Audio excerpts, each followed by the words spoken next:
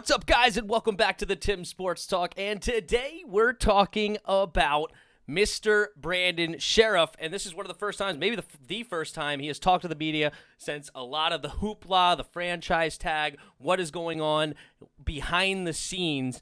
And somebody asked him directly, are you hopeful to get a long-term deal? And here is his response. Here we go. But are you still hopeful of signing a long-term deal before the deadline in July, or are you kind of operating with the mindset that you're going to be on the tag this year? No, absolutely. I'm hoping we can work through something and get something done. But that's between my agent and the team. So I'm not worried about that. I'm worried about getting better these next couple of weeks and getting ready for the season. So being in the There you have it. He's saying, absolutely, I would love to get a long-term deal. If it happens before July 15, he is happy to be a Washington football team member for the rest of his career maybe, or at least an extended period of time. But he's taking the approach where, hey, I hired a guy I trust to be my agent. If my agent thinks there's a contract that is good for me to sign, I'll sign it. If my manager believes that the contract is not good enough for me to sign, then I'm not going to, and I'm going to play 1 year on the franchise tag.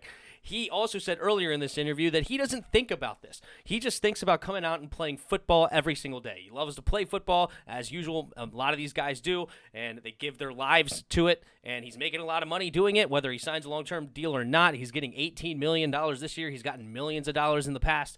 So this is not a bad thing for Brandon Scherff.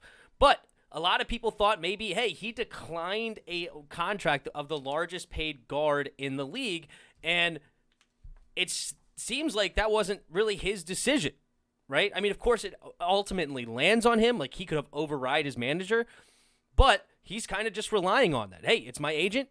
I'm relying on him to make the deal. And that if he gets it done, cool. If not, I'm just going to keep playing football every single day, and we're going to keep moving forward. And there you have it. So it kind of puts an end to a lot of that stuff of, hey, Brandon got upset. He got discouraged, or he was upset by the contract offer. He was treated unfairly, treated poorly. No, it's just he relies on his agent, and his agent believes that that's not the best deal that he got. So who knows? Apparently it was the highest contract on a per-year basis, but we don't know the guaranteed money. We don't know how of the minutiae of, I don't know, no trade clauses or this, that, whatever. You don't know all the details of the contract because it wasn't signed and it didn't become public.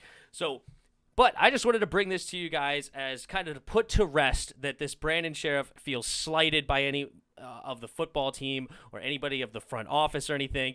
He doesn't really worry himself. And I believe him. He's from a small town. He hunts all the time. Like, he's okay with just being himself. I mean, I think he takes this kind of money and is like shocked that he's getting millions of dollars. He probably grew up in some podunk town that didn't make a lot of money, and he just would love to play football and go hunting every day, go fishing every day, and kind of just take life easy. So the fact that he's making any money on this, like, this is a kind of dude that could take $18 million and live forever without working again.